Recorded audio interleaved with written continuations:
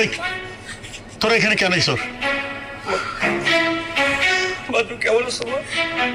তোর ওই মুখে তুই আর আমার কোনোদিন মা কইয়া ডাকবি না। আমি তোর মুখও দেখতে চাই না। দূরে যা আমার চোখের সামনে থেকে।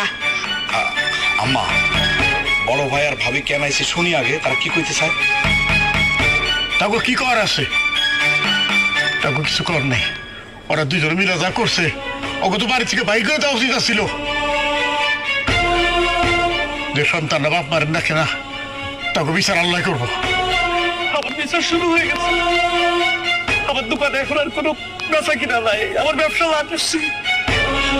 আমার আমার নিজের এখন কেমন ধরে পাগল পাগল লাগে আব্বা। আমি ইমাম সাহেবের কাছে গেছিলাম। ইমাম সাহেব শুনে কইল, তুমি এমন কোন অপরাধ করছো জানো না আল্লাহর আরশ কাঁপা উঠছে। আমি বিরাট বড় অপরাধ করছি,